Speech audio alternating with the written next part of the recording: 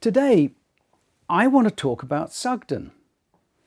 I did a review a little while ago, or better put, a comparison between the A21 SE and the Parslabs Int 25. And I concluded in that video that for me, the sound of the A21 SE was, for me, superior with the Sibelius loudspeakers. Why? It had a broader soundstage and it just sounded right. It was mellow, it was engaging, in a word, very musical. So why have I come back to talk about Sugden again? Let's get one thing straight. Firstly, Sugden don't know that I'm making this video. They have no clue and they don't need to know. They are not funding this video. They are not paying me in any way. In fact, I don't even monetize this channel. I just do it for the love of hi-fi. And hey, I enjoy making these videos, especially when I get kind reviews and comments which people say that it's helpful or whatever. That makes everything worth it.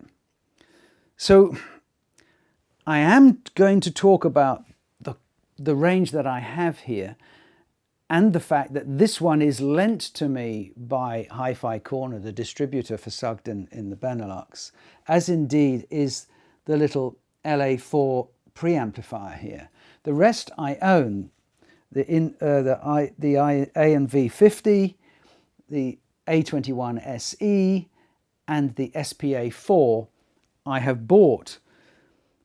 But I thought it important to talk about them because there's something unique about Sugden, and I think it's an underrated company and it deserves more visibility and recognition.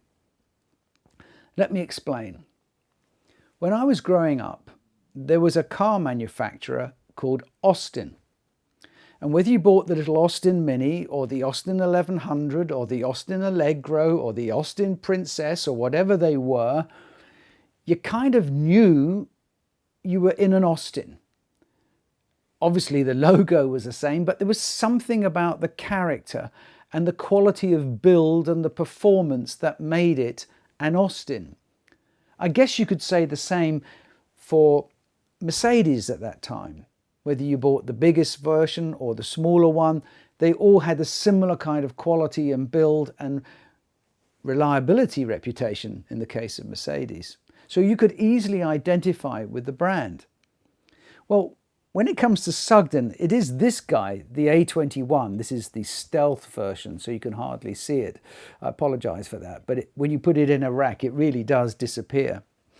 But this was the big hit. This was the first design, if you like, and I think it was like 25 watts per channel, pure class A, and is incredible.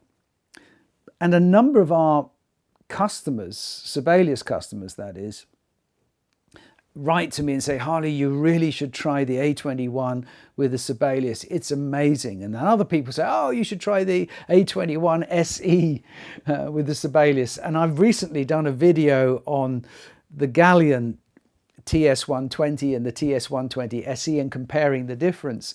But I'm not going to do that today here directly, because actually the unique thing about Sugden is regardless what model you buy, they all have a very similar sound signature. So much so that I think that if I go into a room, assuming it's this room, so I know the acoustics well, and it's the Sibelius loudspeakers, which I obviously know very well, and the source material is the same, I believe I would go in there, if there was a Sugden amplifier playing, regardless of which one it was, I would know it's a Sugden. And so what is it? And why would they do that? Well, I think it's quite clear. I think it's because the A21 was a massive hit, and it still is. And it's been made, I think, since 1967 or something like that. And it's very largely unchanged. And people love it or they don't. So I think every time they bring out a new model for marketing reasons, there is a great pressure on the designers to make it sound like the previous one. And a lot of people say that, for example, the SPA4, this big monster here, which is 75 watts per channel, pure Class A, sounds the same as the A21 SE or the A21. Now, I can't say it's the same because for me, when I compare them all, the SPA4 is superb. It's slightly better than the A21 SE. It has a slightly more detail in the bass. It's just fuller. It's not quite so coloured, and yet it sounds very much like a Sugden, a lovely, lovely wide soundstage.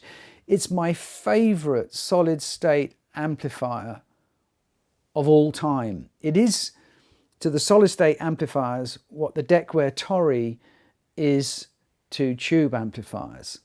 It's that good. However, it's 75 watts per channel into 4 ohms, which is about 50 watts into 8, which means it gives off a massive amount of heat. It's at least 400, 450, 500 watts. It's like having a heater on. So in this listening room, which is of a modest size, a lot of the time, apart from in the winter, it's just too hot to run. It just heats the room up unnecessarily. And if you've got a couple of people in the room and you're having a glass of wine and listening to music and you've got that amplifier on, you know, after a while, you just get too hot. As I say, unless it's in the winter, and then I use it as my primary heat source in this room. Whereas the A21 SE is 33 watts per channel, and it seems to have a better heat balance. Yes, it runs warm, hot if you like, but that's totally normal for Class A.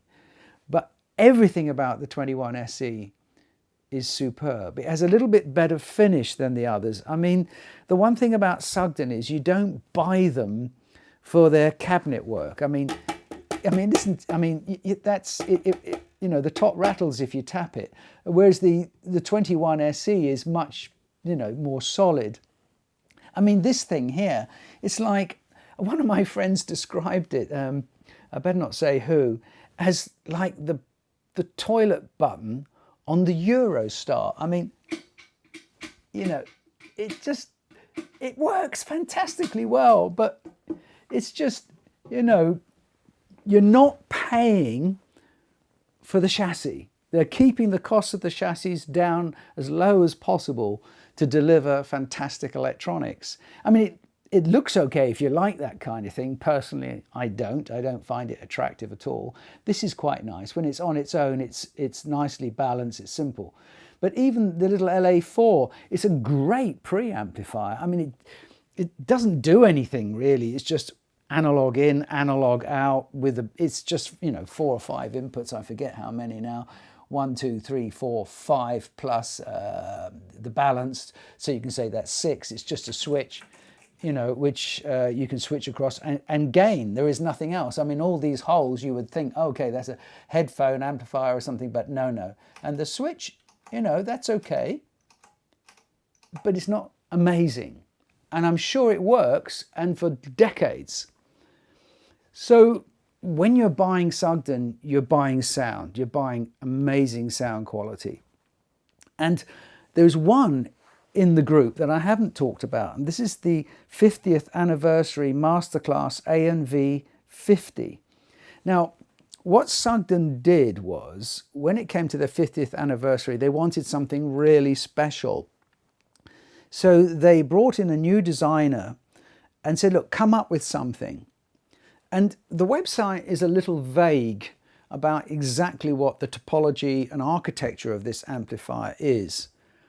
But having had it in the listening room for a long time and listened to it and also sort of read between the lines, I'm coming to the conclusion that it's basically very similar to the Quad 405 design, i.e. a sort of current dumping effect. It has a switching power supply, which is really superb. It's a very high frequency switching power supply, and it sounds really, really good. And it's the only one of the Sugden range which you say, you know, that's not the same as the Class A, but it doesn't mean it's not good. So in the summer, I will definitely play this one over the SPA 4 because that's just way, way too hot, as I've said before. So this one gets warmish, but it doesn't get hot, which makes me also realize that if it is any Class A in it, it's only going to be in the first 1 or 2 watts or so. But if it is a current damping design, then that would explain its performance, its sound characteristics, and the fact that it doesn't get hot. Now, we will put all the prices and links to each of the items in the description below. But basically, this A21 retails at around €3,000 in Europe. You can get a phono input for an extra 300. The A21 SE is about 4,000, but you can't get a phono input, but I don't mind that actually. I'd rather have separate external phono amplifiers. And the big SPA 4 is €7,000, so it's a lot of money.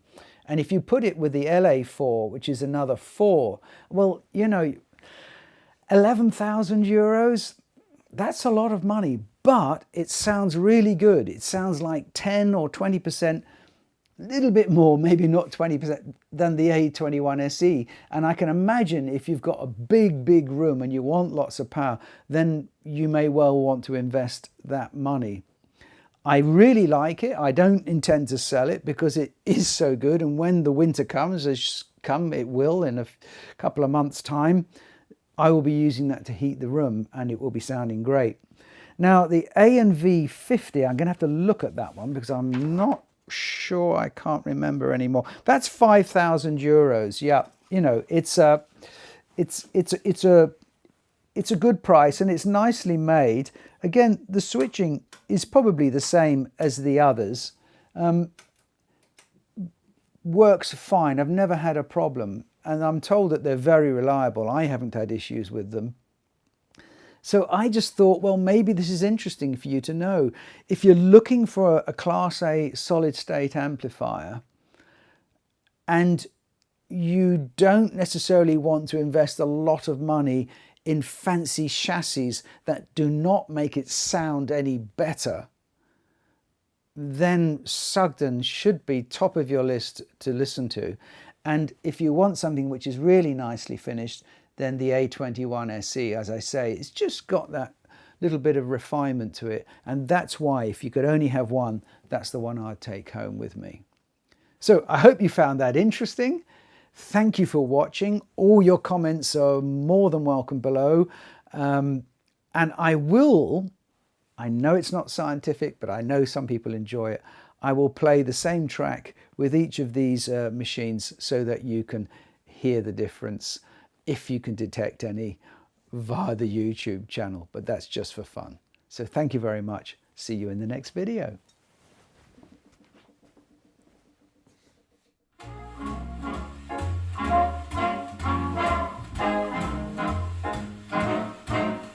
I've got you under my skin. I've got you deep in the heart of me. So deep in my heart, you're really a part of me. I've got you under my skin.